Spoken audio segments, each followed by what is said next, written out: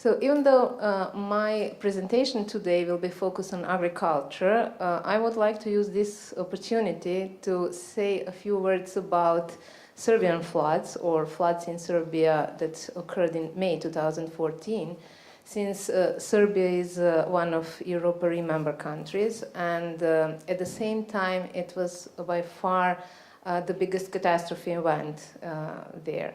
So it was a loss of 1.7 billion euros, and 57% of that loss actually was physical damage to assets, and 47% was actually loss in production.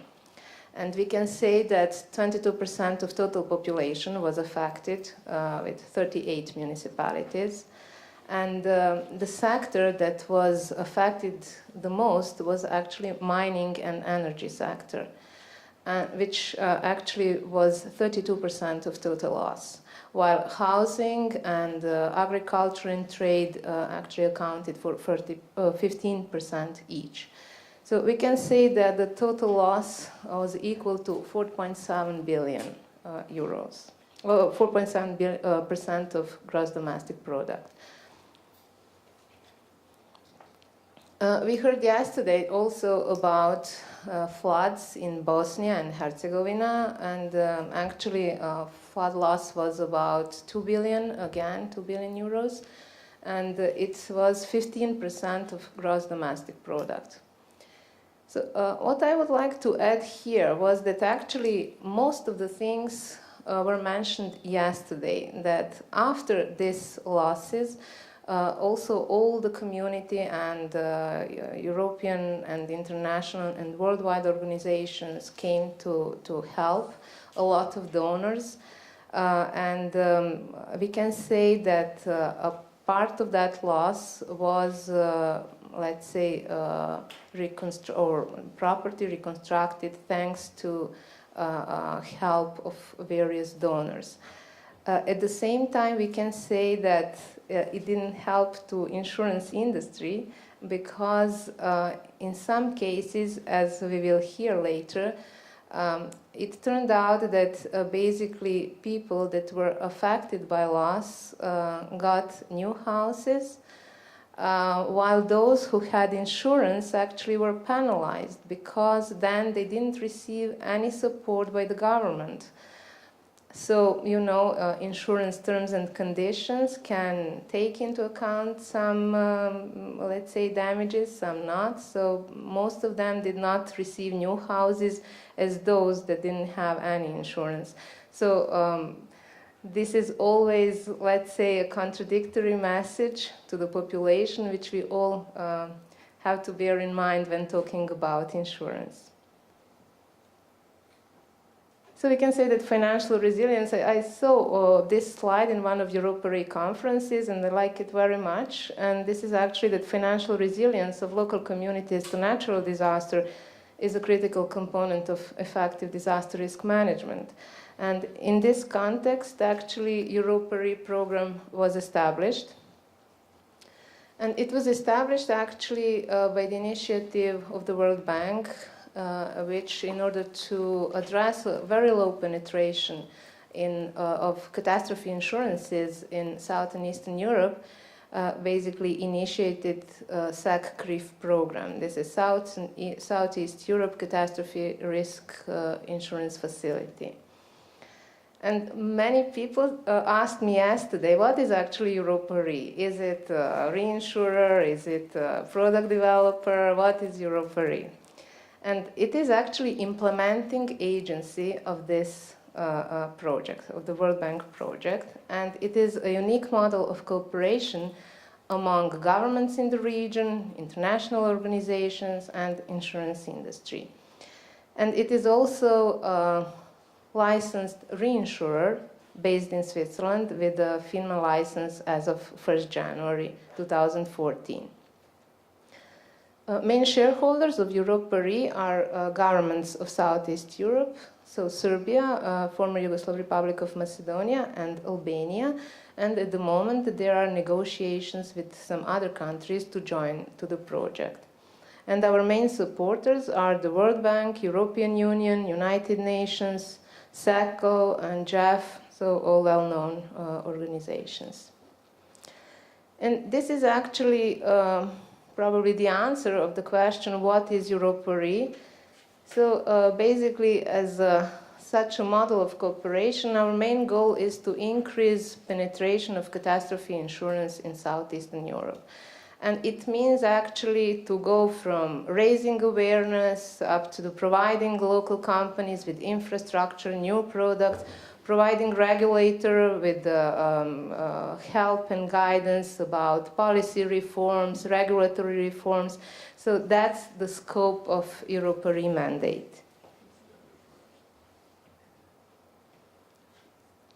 And of course, in insurance and reinsurance industry, risk management is of utmost importance.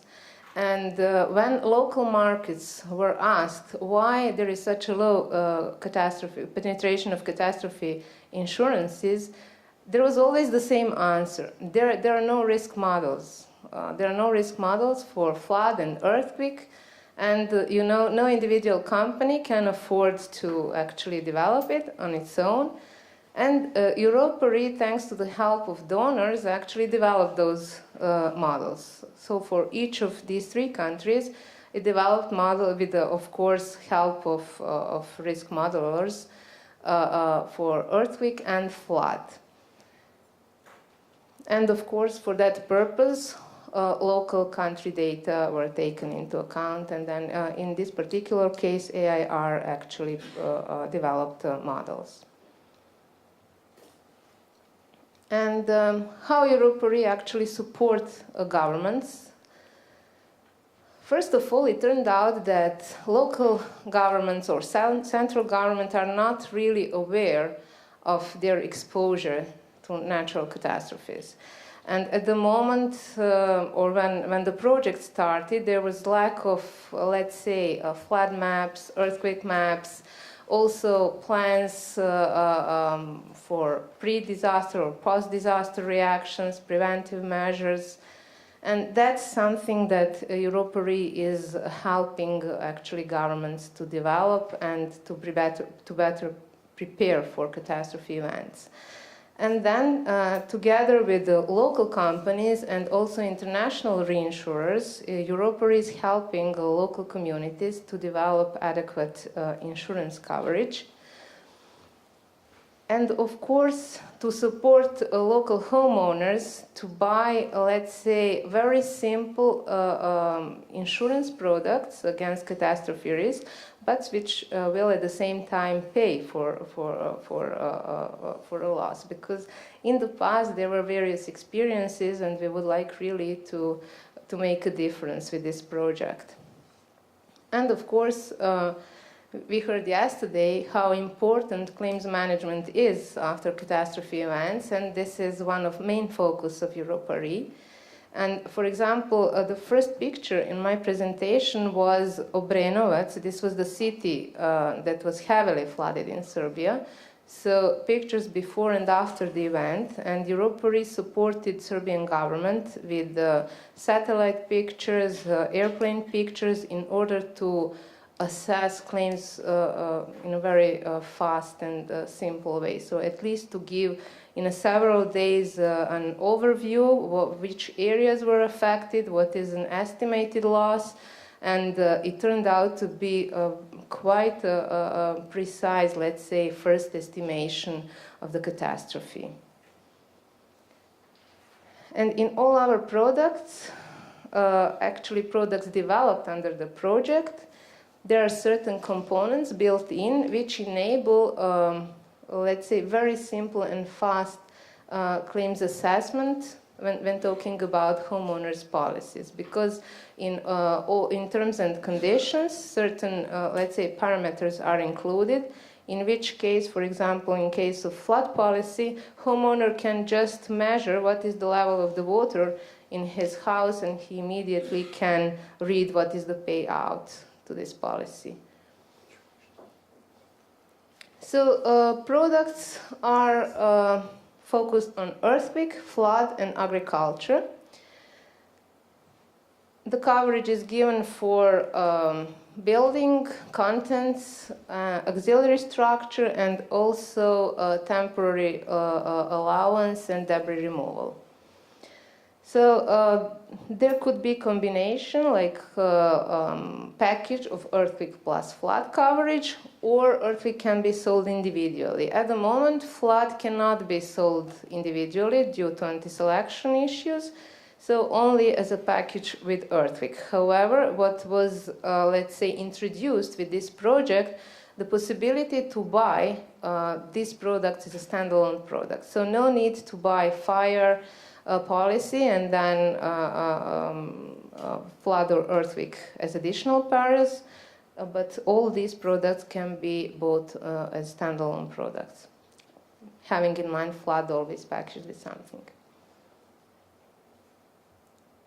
And I would say that we are developing brand Swiss Visual Pro. I would not go into details. Basically, you can find more details on our website, but it is, let's say, a brand that says that based on photos, you can assess claims. So it means that Swiss Visual Pro is a product which enables all policy holders to really get very fast payment after catastrophe event, because all the claims are assessed based on photos, and payment goes based on a certain parametric, let's say, table. And now we are at the topic of today's presentation.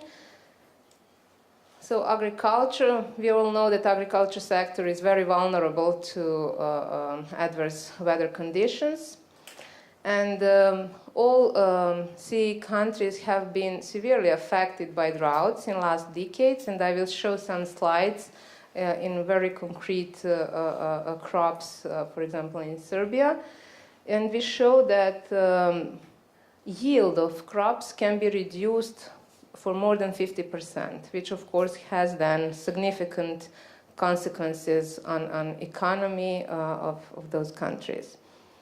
And even though many people in member countries depend on agriculture, we see that actually penetration of agriculture insurance is very low. And unfortunately, it does not show any let's say, signals that it will increase significantly, unless something radically happens.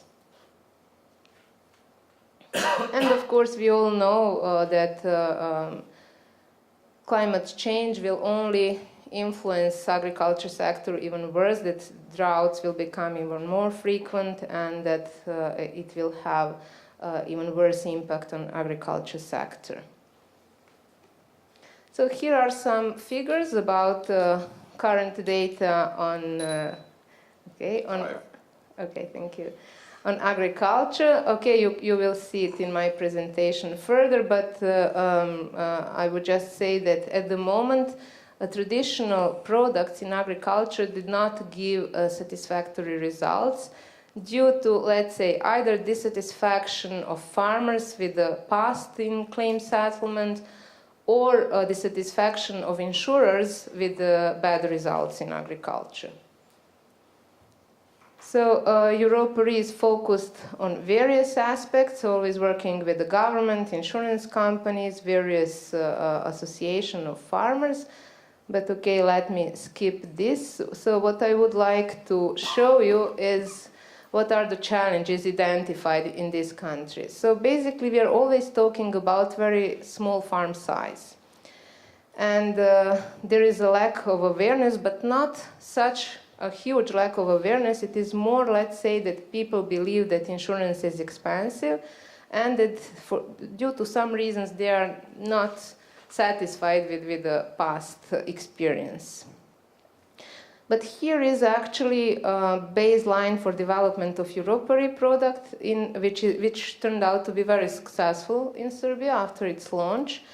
So maize is by far the most important crop. So it counts for 50% of arable land. These data were for 2011, but it didn't change in 2014. It is only 2% difference. Maize is now around 47. And you can see that during 12 years, 2000 up to 2012, there were always, every 3 years, there were losses due to drought. So in 2012, we lost about 2.2 million metric tons of production, so of maize production, which is around 300 million US dollars. In 2003, again, it was around 285 million. So just to summarize, on a yearly basis, we lose about 76 million only $1 million only for maize. And you can have the same statistics for each and every crop. And this is actually to show you, we intentionally put only 2012 because of this flood event, just to draw attention that it is not flood, which was now perceived as a very big event, because basically losses from drought are 5 times higher than losses from flood. And you see that it is now like a new normal. Every 3 years you have significant drop in yield. And here you can see, this is actually a percentage of mean yield, that more than 50% in certain years were lost. And that was actually the slide based on which we developed Area Yield Index Insurance, a parametric product, which was launched as a first product within Europa RE project, and which turned to be very successful because it is, okay, these are disasters. So it turned out to be very successful because it is an all-risk policy. It is an all-risk policy for drop in yield on a municipality level. We found out that it is very difficult to, let's say, motivate individual farmers to buy policies. So what we did, we negotiated with local governments, with municipalities, to actually conclude insurance for the physical production of a certain crop in their municipality.